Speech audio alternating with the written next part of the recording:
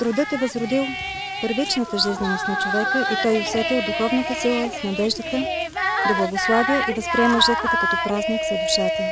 Днес молитвата на жетваря съдържа думите: Премилостиви Боже, който всичко управляваш, ние чрез Тебе живеем, чрез Тебе съществуваме. Твоята десница поддържа всички нас. Господарю на небето и земята, Ти нареди семето да се заравя в земята и пак да възкръсва и принася стократен плод. Без Твоята воля нищо не става, тъй че всичкият Твоя труд би отишъл на празно, ако Ти не го благословиш. Отче, благослови този труд, дай ни насъщния всекидневен хляб, като благославиш всички наши посеви, за да родят такива плодове, които са ни потребни за поддържане на живота ни. Нека свети и грее благотворно слънцето на Твоята земя, за да донася на време изобилни плодове. Айде да свършим работа, докато е лад. Да не ни опече жегата. Ще ви питам у жегата. Слушаме. Кое?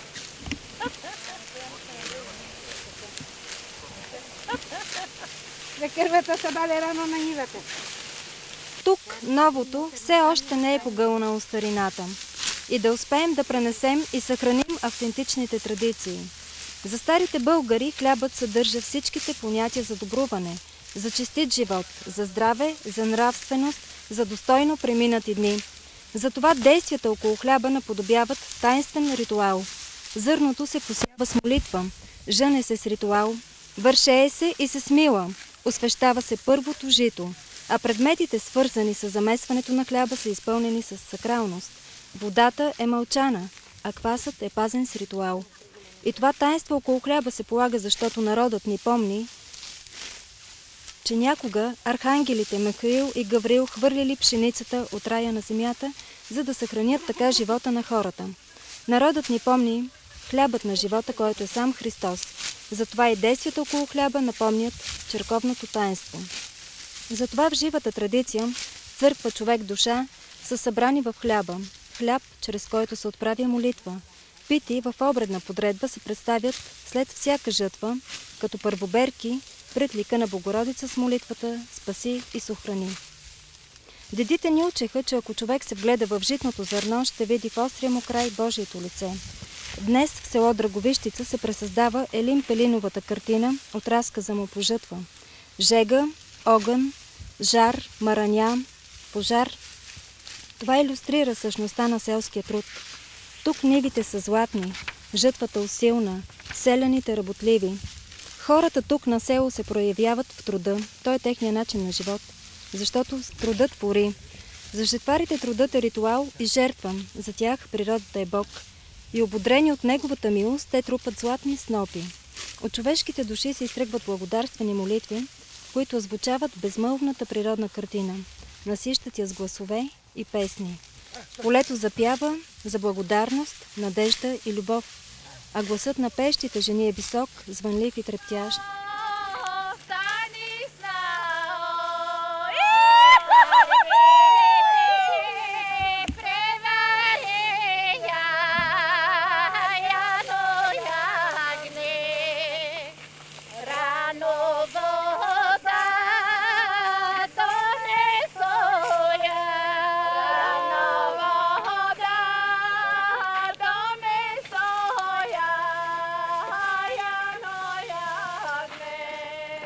Стига сте пояне, погледнете кое време стана.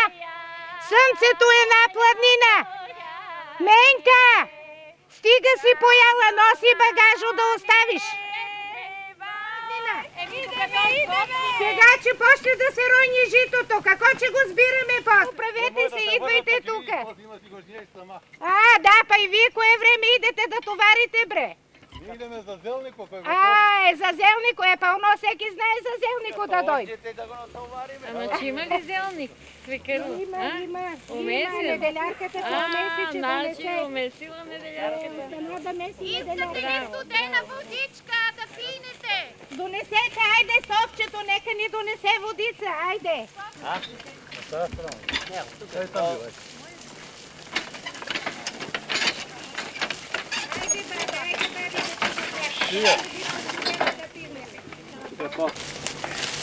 Айде, благодарим, баба. Дай бабата пине водичка. Дай. Та студеният кладенец. Да, от топлико я носи детето чак. Айде, върни я бабе на Сенкя сега. Да не се грее днеска цял ден, че ни трябва тая водица. После, че те пратиме на грамадската чешма пада. Успали сте се? Айде сега се редете на поста. Айде, поста, Джико! Успате се. Айде. Къщетварите първо се покланяли с лице към изгряващото слънце. После се прекръствали, за да измолят Божията закрила от градушки и дъжд и за успешно завършване на жътвата.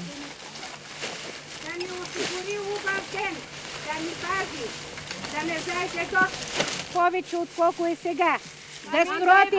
Да скроти свети Илия, да си умири конето, кога препуща по небето от копитата да не им излязат светкавици, да си стегне тракалата на каруцата, като препуща да не се ронят камъни, да не пада градушка, да си сарно прибереме житото, да смеляме бело брашно, да напуниме амбарието с жито, а брашнениците с брашно. Дойде ли Никулден, дойде ли свети Илия, да омесиме бели погачи и да посрещнеме празника на свети Илия така, както подобава традицията и както Господ ни е научил да го правиме.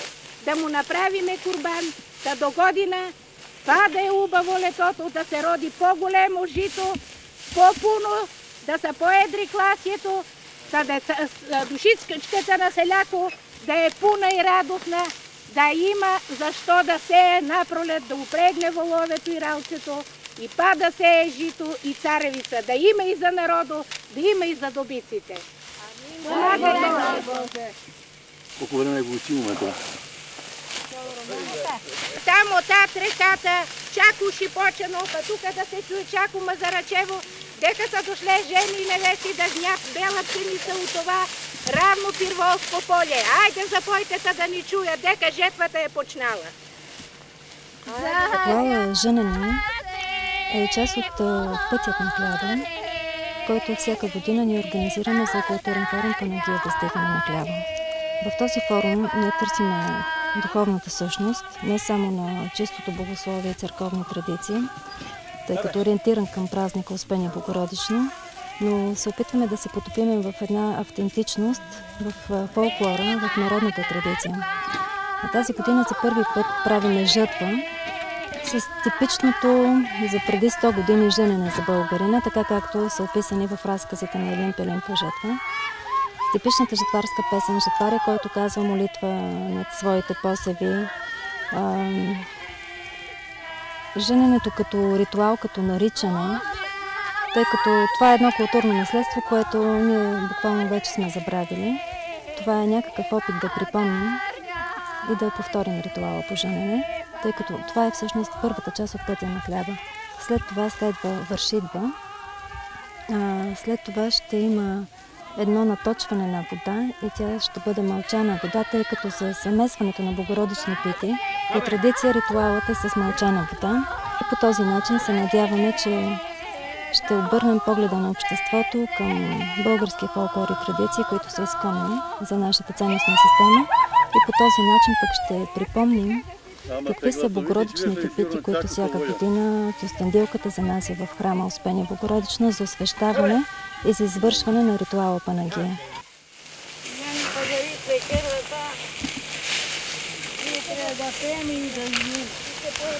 Вие само отделником мислите, а жетвата кой чежни е?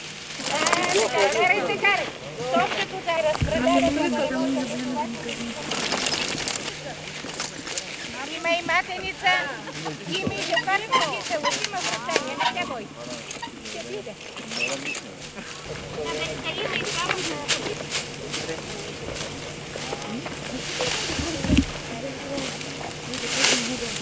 Колките за образование. Чекай ти на що тураш невесто? Не знам, какво глас ми дава. Как ги намирам такива дел? Намираш ги, айде. Айде. Не става да се върше. Ходи не се знае времето какво. Ама он гледай какво съм се зададе, откъде ме залечево, така че запусти, че затреска. Бедваме ли Много се, е руша, закусваме много ли, е какво буча. кажете? Туалетата да можем и да увършеме. Това е много. Дай го това. Славе, ела. Неделярката, че донесе зелнико, материцата. Айде!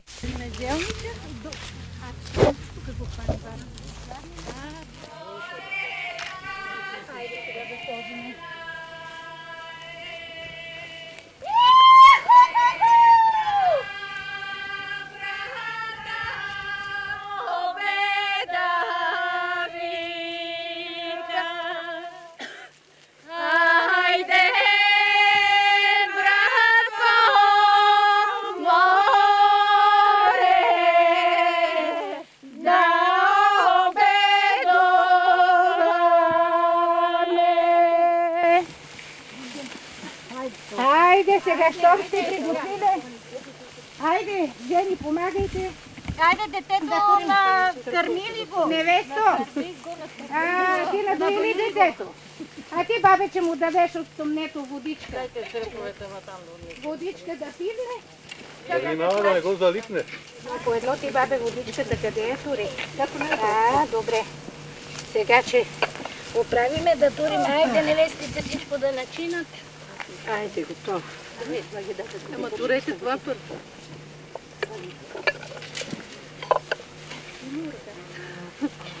Кисело. Тук е ръкатката, тук с Турай паниците, бабета, турай. С киселото. Няма да ги слагаш, турай ги. Не, ема бе сегни. Айде, не трябва да ги разпадам. Нещо да вземете ги уръка и така. Айде, Благе, дай лъжиците, дай паниците, дайте, що сте донели, що сте приготвили. На тук бе. Чата, да ни една страна да се редиме. Първо мъжете да седнат. Чекайте да...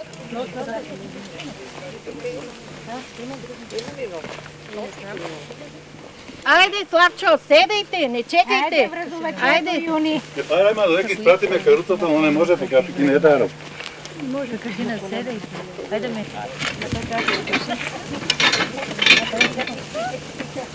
Айде, после деде стана.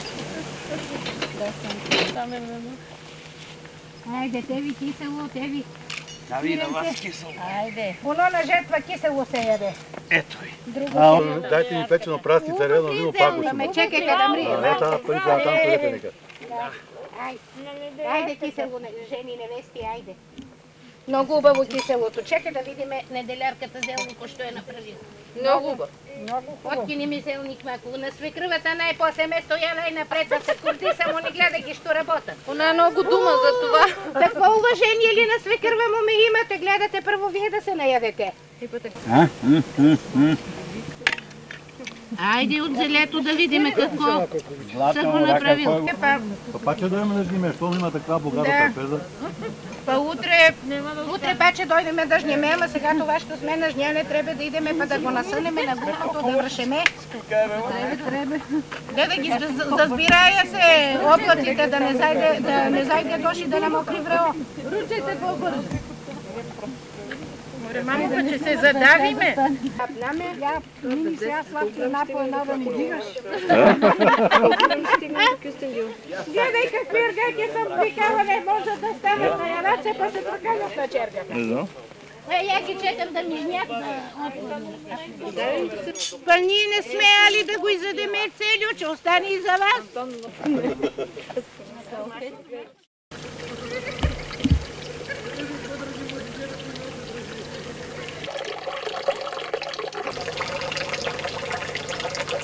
Жени, айде лака да се избиеме от жетвата, па после да напунат вода, да замесуваме погачите. Айде, минете на чешмата.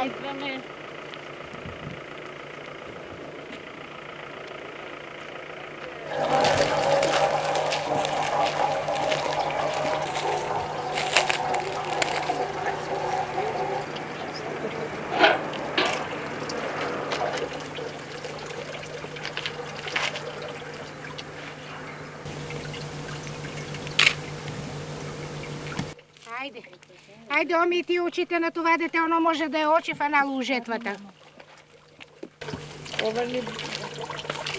Така да не научи, да не плаче.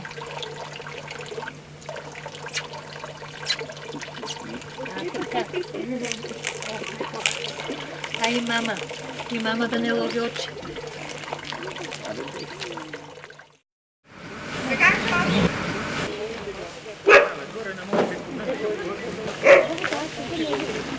Наперене.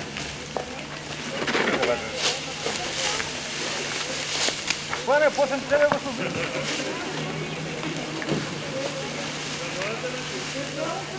Като където подвеме.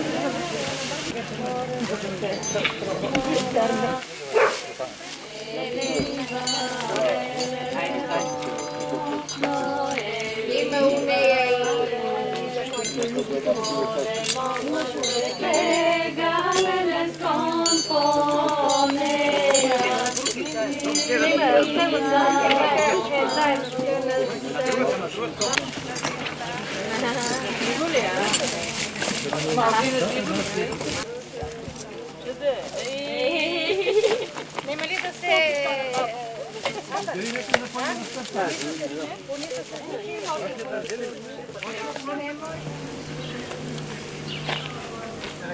Пръчка, кам за коню, пръчка. От върбите отдържете напред. Спремито. Ама,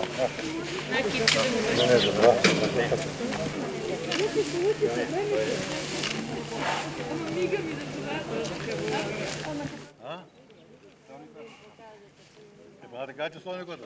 Ти ме бъркаш. Ай! Чакам си го.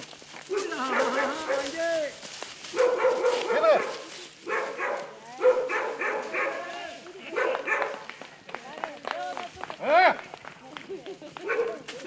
Я гледай! Ай! Много подгони, много.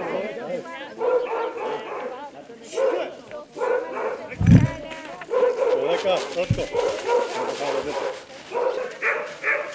Ай!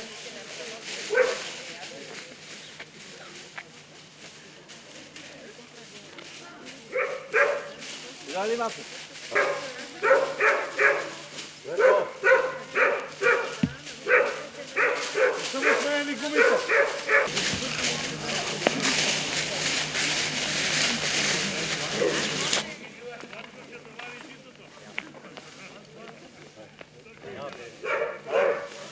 Стой, буба. 45 ляво. Айде.